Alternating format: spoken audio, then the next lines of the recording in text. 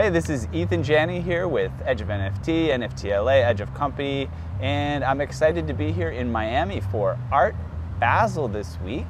A very exciting time for NFTs in art. As you'll gather from this conversation today, it's, although there's a lot of turmoil in the crypto markets, NFTs are sort of a very strong part behind the scenes in all sorts of things that are going on, especially in art. And so I look forward to having this conversation, and it's with Nadia Taiga. I'll give a bit of an introduction to her first, and then we'll get into some conversation.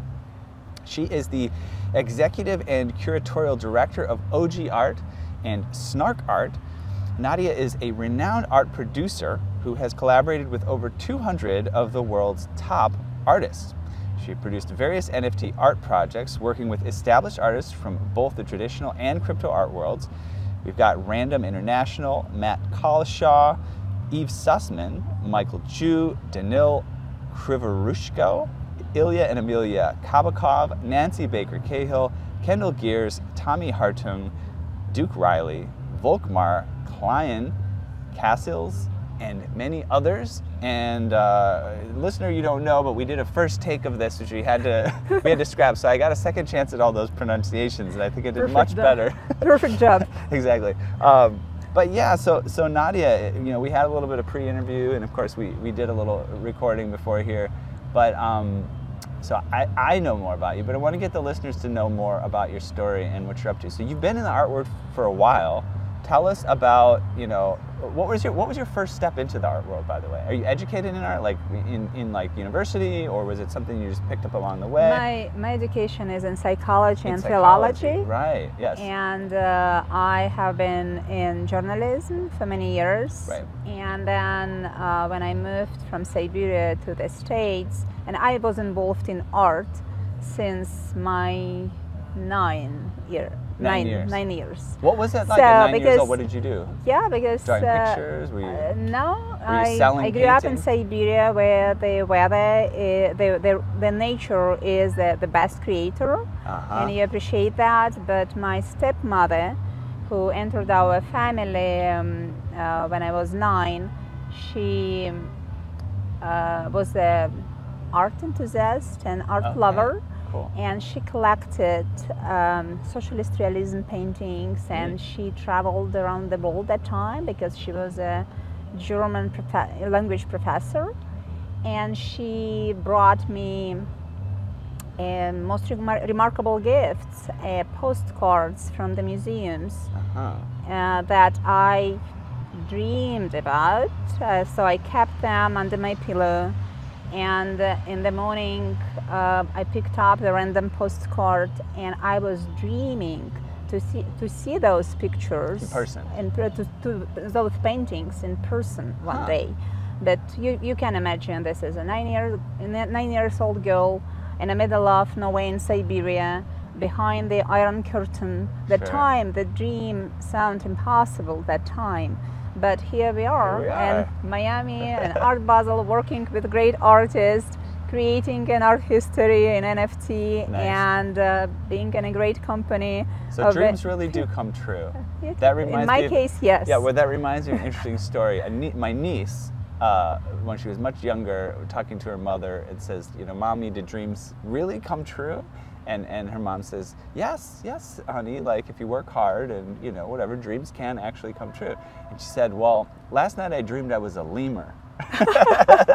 Do you think I could become a lemur? Yeah. Like, I guess maybe. I don't know. I'm not going to say no, but. Yeah, I was dreaming to touch those brush strokes and work with artists. But of course, during the Soviet Union era, it brought me to another path with psychology and journalism, but I was always involved in art somehow and supported my stepmother passion for collecting art, and we supported many Siberian artists that time, collecting some artworks, and as well as organizing an exhibitions with my magazines and newspaper that time. And so there was no question for me when I moved to the States in 2008-9.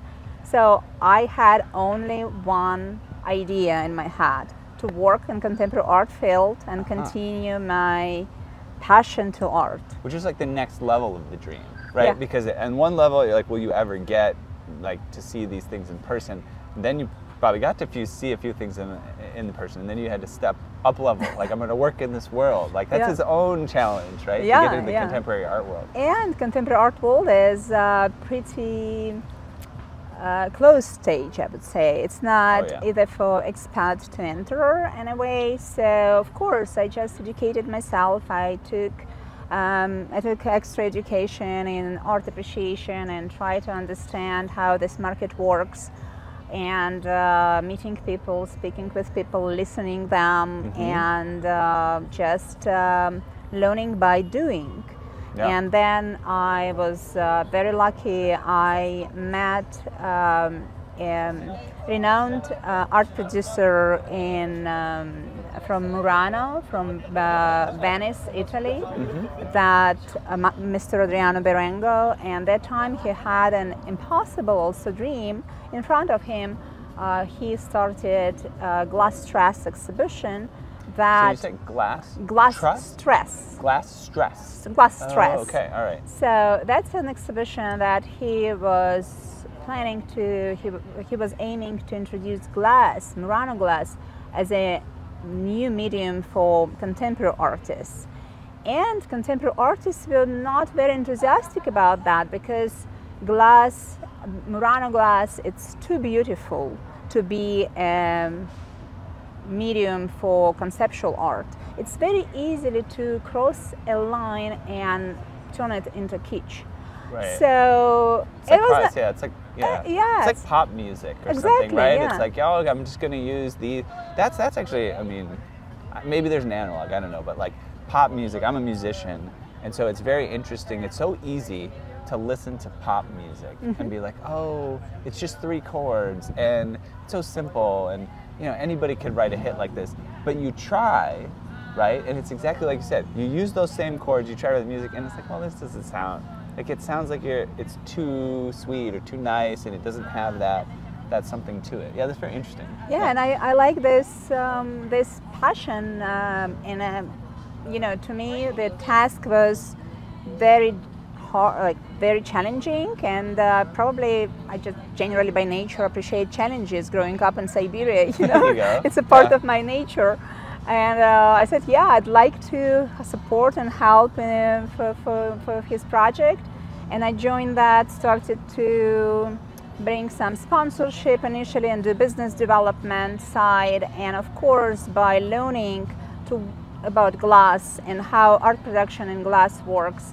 So we kind of created a great project that now Berengo Studio is collaborating and working with top 100 artists in the world, like Ai Weiwei, Erwin Wurm, Tony Craig, Jaime Planza, like all of Aurelius. So there are many like noble artists actually started to appreciate glass. And in the beginning, 2010, many of them, they were skeptical as well. So when by the way, you know, I'm thinking of we have an introduction to our podcast, which you didn't hear because we're just doing a little interview that's going to be on a sequence.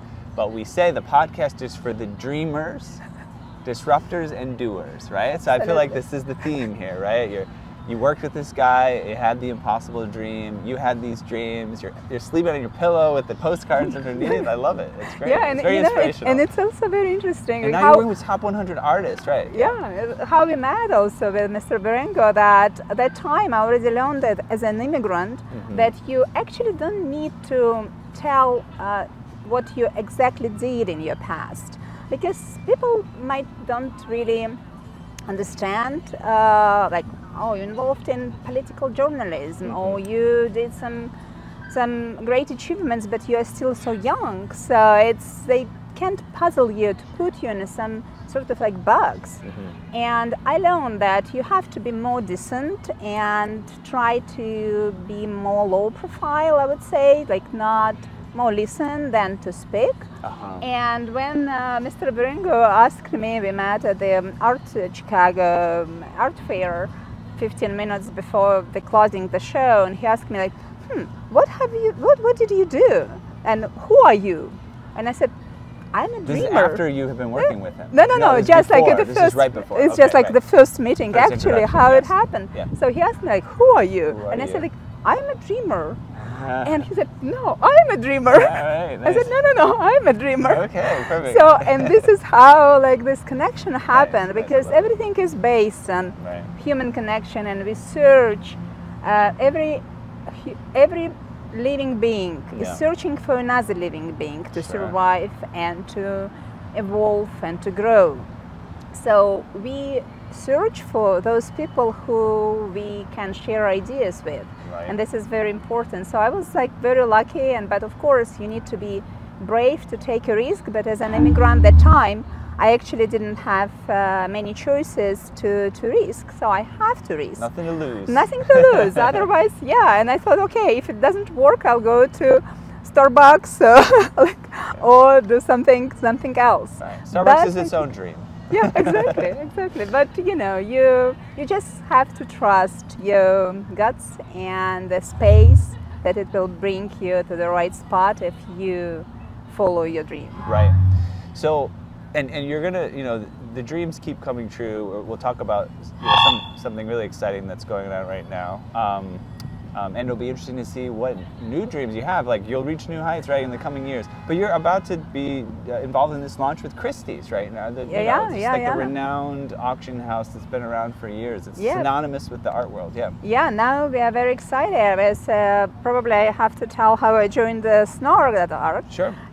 Because in 2000, Snark.art was founded by Andy Alekin in 2018. With a great idea to introduce blockchain as a new medium to contemporary artists and traditional artists. And we met in 2019 when Snark.art already created a few significant projects, like of fractional ownership, sound drawings, some very experimental artworks that I think they're in the very early experimental artworks on blockchain. Yeah, which is incredible, because now it's you gotta listen to those numbers, because they, if you put it in context, right? 2021 maybe people were starting to get excited about NFTs and art. 2019, it was like you could hear a pin drop. And it was the same story. Like, he explained me in a few words about this blockchain. I didn't know anything about blockchain. But the idea of introducing something new, innovative to those who don't know about that yet, again, fascinated me. So I said, definitely I love this. And we started to collaborate, to work together. And I remember that in 2019 I came to Art Basel, that I usually didn't miss any. This is fun. That's fun. One, two, one, two. We probably have two interviews going on at the same time. So, we have multiple scenes in this particular interview. We're outside, we took a risk kind of coming into the park to do this interview. So we ended up having to change locations because an event was going to happen. But where we left off was kind of your entry point into working with this project, with Christie's and all this stuff, and how it came to be. So kind of let's go back to kind of how you got involved, and we'll take it from there. So I would just mention the excitement to be working with Snark.art and OG.Art. To imagine our structure, so Snark.art is a body, let's say, and we have two legs. One is OG.Art and another one is OG Protocol. And OG.Art is a dynamic NFT platform. And so we, after Snark.art was experimenting with artists since 2018, in 2021 we came up with an idea of dynamic NFTs, and we created the first project, OG Crystals, with Michael Ju and Danil Krivoruchka. Okay, great. So that was kind of like a game changer, and we immediately started to see that dynamic NFTs is a game changer for art. For sure. Yeah, because if NFTs themselves, they have practically like they repeat some parts that we already developed in art, like in digital art or internet art. So there is not a huge innovative process in creation but on distribution. And with dynamic NFTs, this is the way when the collectors could become a co-creator of the piece. And this brings together... Which, by the way, I just want to interject, you know, it's like, this is a huge part of the potential of NFTs. Yeah. Which, you know, when people talk about, oh, are NFTs cool, is it going to be a thing or not? It's just like, there's so much potential here, and so little has been done with dynamic NFTs. And so it's very interesting to see what you all are putting together, both, you know, before people had been talking a lot about it and currently. So tell us, like, what's an example of something where you get this sort of interaction between the artists and the latest project that's called Life in Our Minds by Random International and Daniil Krivoruchko. We created in collaboration in partnership with Pace Verso and Snark.art on our new platform OG.Art. So we created, there are two parts of the project. One part is individual beautiful NFTs that represents bird-like origami shape boids. It's called boids. So when you buy which is an B-O-I-D. B-O-I-D. And they're like a crane kind of They're origami. sort of like a mandalas. They're like mandalas shape, and there are 10 different shapes, simple shapes: circle, triangle, trifold, star, square, cross. And I used to love origami when I was a kid, and I just remembered how you make. I usually make those inflatable origamis. You would make it would be like a box, and you kind of blew into it. And it they're not blown up, course, but it's a dynamic animated NFTs and boids. So each boid consists like 13, 15 origamis, and when you collector gets this NFT into his crypto wallet, it starts evolving depending and based on internal data of the crypto wallet. So like what you're collecting? What you collect, how old is your crypto wallet, what assets, how much assets do you have, what your activities are. So your actions affect the look of an art piece, that you become a true co-creator of an art collection. And it's very interesting to see how actually community gets excited about its aesthetic experience as well. So there were a couple technical challenges that our team resolved. We involved 50 collections from Crypto Vault as a collaborative collections. We officially collaborate with Flamingo DAO, Blizzard DAO, Moonbirds, Tom Suggs Factory, Outland. So there are incredible projects to get on collaboration with. Exactly, there is every collection gave its beautiful pattern that is imprinted in boids. So people started to see, if you have a moonbird, you can have a chance that it will appear in your NFT.